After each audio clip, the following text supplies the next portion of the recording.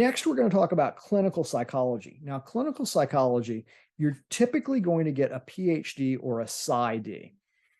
The PhD is the more traditional degree. And just like the difference between the MD and the DO, the PhD is viewed as typically the superior degree to the PsyD. That's not necessarily true.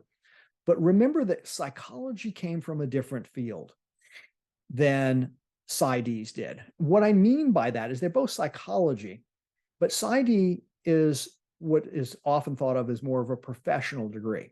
It's like an MD and a DO are considered professional degrees. A JD is considered a professional degree. That's Juris Doctorate. So if you're going to become a lawyer, professional degrees started originally in order to provide some sort of service. So an MD started not as an academic degree so that you could teach. An MD started in order to provide services to people. Well, a PhD in psychology, you can get a PhD in English, you can get a PhD in philosophy, you can get a PhD in computer science, you can get a PhD in all sorts of different things.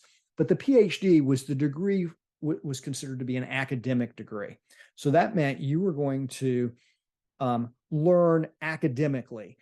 And the original thought, hundreds of years ago, of course, is that you would then go into academics. That's the only people who got PhDs. MDs really were not to provide any academic training, not that they wouldn't train other MDs, but it was really to provide services. Well, psychologists didn't provide services until much later after the start of being psychology. Psychology wasn't interested in helping people. It was interested in understanding human behavior, but not applying that specifically to, mental health needs. That comes about later. Because that happens later, it becomes a professional degree for many people, but it stayed a PhD because it was born basically within academia. The PsyD is often viewed as more of a professional degree because it was born out of the idea that we want to provide services, but we don't want to be researchers. And since we don't want to be researchers, why should we go through a PhD and have to do a master's thesis and a doctoral dissertation and publish? I want to know that stuff. I want to know what the research says in that area, but I don't want to be the person who does that research. It's not my interest. My interest is providing high level of clinical healthcare. That's where the PsyD comes from. It's a much newer degree, much more likely to be seen in programs that are freestanding, meaning they started off to provide a doctorate in psychology. So that's the difference between the two. But you'll see both of them, and PsyDs are becoming more and more acceptable. But there's still that little pecking order that I've talked about of, where are you seen overall? And in psychology, the PhD clinical psychologist is generally considered to be, it's traditionally the hardest to get into. It's the hardest to complete, and so it kind of is viewed as the upper level degree. But I will argue with you that that's not necessarily the case. I have a PhD, by the way, just to let you know my bias is that I do have a PhD, but I've worked with a number of PsyDs who are excellent. And it really ends up coming down to the program that you went to and how good a job that you did there. So let's take a look at what it requires to get your PhD in clinical psychology. And remember, all of these require an undergraduate degree. So that's the minimum of 4 years to get that undergraduate degree. Now in graduate school for clinical psychology, the minimum is 5, but the average is actually a little bit over 6 years. It's closer to 6.5 years. The reason that it is that, as I put down right here, it takes time to finish the dissertation, especially.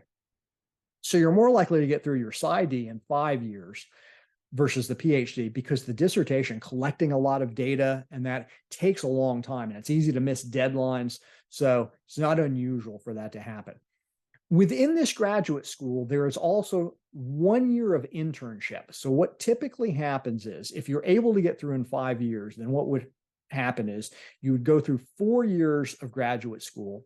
You would then go away for 1 year of internship. And when I say away, that typically what happens is you're at an university and then you go to a clinical site. You may go to a VA hospital or you may go to a community clinic, and there's approved ones across the United States that you will apply to in order to try to get into. And you have to do 1 year of that. There are a few places that have what's called a captured internship. A captured internship means that the doctoral program actually has an internship as part of it. Those are very rare, and they're usually ones that are housed in a site where there's a lot of clinical work going on.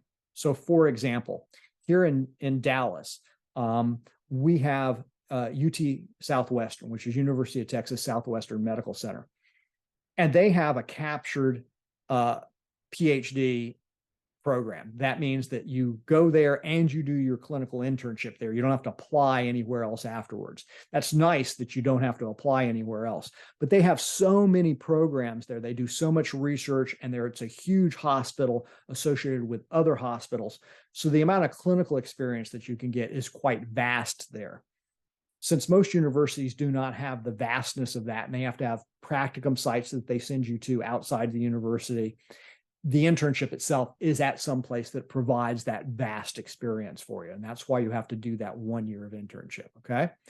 Then you have to have a 1 year postdoctoral training or a postdoctoral fellowship. This is clinical training because licenses typically require 2 years of full-time clinical experience, one of which is the internship. The other one is the postdoctoral fellowship or the postdoctoral training, supervised training for that year. After that, you can get licenses as a psychologist after your postdoctoral training. And that would require, taking the test, the national test, and then you have to take the state jurisprudence. And in some states, you would take an oral exam as well.